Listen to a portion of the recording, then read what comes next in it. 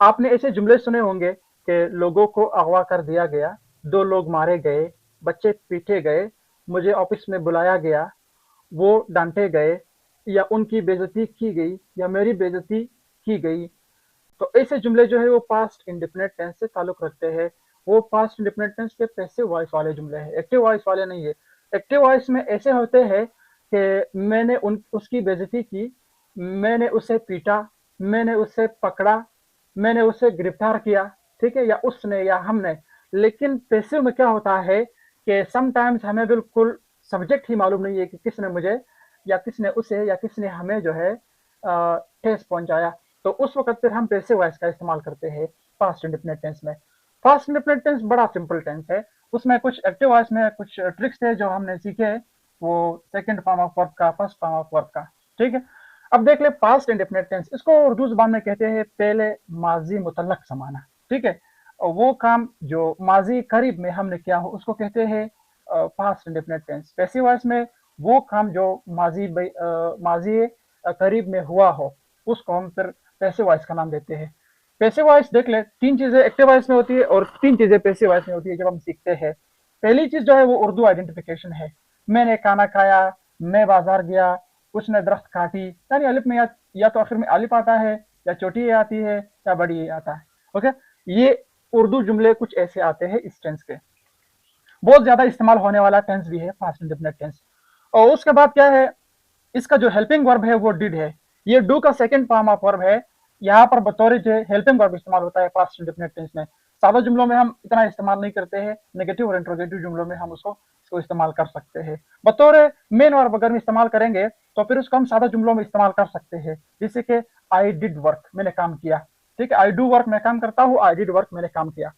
अब उसमें जो फॉर्म ऑफ वर्ब की बात आती है, सिंपल सेंटेंसेस में हम सेकंड फॉर्म ऑफ वर्ब इस्तेमाल करते हैं। वजह क्या है, क्योंकि वहां पर हेल्पिंग वर्ब नहीं है। जब हम हेल्पिंग वर्ब नेगेटिव जुमलों में इस्तेमाल कर लेते हैं फिर हम सेकंड फॉर्म ऑफ वर्ब इस्तेमाल नहीं करते। वजह यह है कि डिड जो है वो ऑलरेडी खुद एक सेकंड फॉर्म ऑफ वर्ब है। उसके बाद क्या है, फर्स्ट फॉर्म ऑफ वर्ब इस्तेमाल करते हैं बाकी जुमलों में, क्योंकि बाकी जुमलों में डिड इस्तेमाल होता है, डिड चूंकि सेकंड फॉर्म ऑफ वर्ब है। अब एक जुमला है इस टेंस का, लेकिन इससे पहले एक बार पैसिव वॉइस में देखते हैं। उर्दू आइडेंटिफिकेशन कुछ ऐसा आता है कि अलिफ गया, चोटी गई, बड़ी गए, यानी काम मेरे जरिए से किया गया, काम किया गया, मुझे बुलाया गया, दरख्त काटी गई, आम खाए गए, वगैरह वगैरह ठीक है। इसी तरह वाज और वर इस टेंस के हेल्पिंग वर्ब है पैसिव वॉइस में, वाज और वर, सही है। वी थ्री इस्तेमाल होता है तमाम पैसिव वॉइस में। और उसके बाद हम बाई का इस्तेमाल करते हैं बशर्ते कि वो इनडायरेक्ट पैसिव वॉइस का जुमला हो, इनडायरेक्ट पैसिव वॉइस का। अब देख ले, एक जुमला है कि आई एट फूड, मैंने खाना खाया, सही है। समटाइम्स खाना खाया जाता है तो हम कहते हैं फूड वाज ईटन, खाना खाया गया। अगर हम अपनी तरफ इशारा करेंगे कि मेरे जरिए से खाया गया, बाय मी, ठीक है। इसी तरह ही कट ट्रीज, ही कट ट्रीज, यानी उसने दरख्त काटे। ट्रीज और कट, दरख्त काटे गए, अगर मालूम नहीं है बंदा तो दरख्त काटे गए। अगर किसी ने काटे हैं तो बाय हिम लगा लेंगे, बाय हर लगा लेंगे, बाय देम लगा लेंगे, बाय अस लगा लेंगे, सही है, बाय समवन। यहाँ पर ये जुमला है, बाद औकात इसमें कंफ्यूजन, बच्चे कहते हैं कि हम इसमें कंफ्यूज होते हैं कि भाई ये कट सेकंड फॉर्म है या फर्स्ट फॉर्म है या थर्ड फॉर्म है। यहाँ पर आपने इसको इस्तेमाल किया है, ठीक है। इसमें ये है कि अगर सिंगुलर सब्जेक्ट हो तो फिर तो हम एस ई एस आई लगाते हैं प्रेजेंट इंडेफिनिट में। अगर पास्ट इंडेफिनिट, अगर मतलब फर्स्ट फॉर्म ऑफ वर्ब हो और उसके साथ एस आई एस वगैरह ना हो तो आप समझे कि ये जो है पास्ट इंडेफिनिट टेंस का जुमला है। और समटाइम्स सब्जेक्ट प्लूरल आ जाता है, आई कट द ट्री, तो ये पास्ट इंडेफिनिट टेंस का जुमला भी है, प्रेजेंट का भी है। अगर आपके साथ पेपर में आपके सामने आता है तो आप उसको किसी भी टेंस में तब्दील कर सकते हैं, इसमें कोई फर्क नहीं है, ठीक है। कि tree is cut by me, या trees are cut by me, या trees were cut by me, या trees tree was cut by me. उसके बाद एक जुमला है police arrested the thieves, police ने चोरों को गिरफ्तार किया, ठीक है। यहाँ पर हम क्या कहते हैं, द थीव्स वर अरेस्टेड, चोर गिरफ्तार कर दिए गए, या चोर गिरफ्तार हुए, किसके जरिए से, बाय पुलिस। अगर नाम लेंगे तो बाय पुलिस, नहीं है तो ये फिर डायरेक्ट ऐसे वैसे इस्तेमाल हम करते हैं। इसी तरह ही इंसल्टेड मी, ही इंसल्टेड मी, आप इसको आगे बढ़ा सकते हो, ही इंसल्टेड मी इन बाजार, इन बाजार, उसने बाजार में मेरे बेइज्जती की, सही है।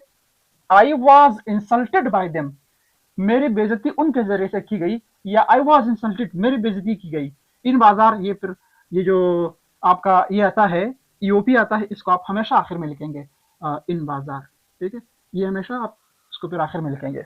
एक जुमला है, देख ले, the teacher scolded the students, the teacher scolded the students, उस्ताद ने क्या किया।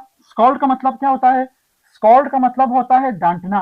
The teacher scolded the students, the teacher scolded the students, इसका मतलब है कि उस्ताद ने तुलबा को डांटा, उस्ताद ने तुलबा को डांटा। सेकंड फॉर्म पर स्कॉल्डेड।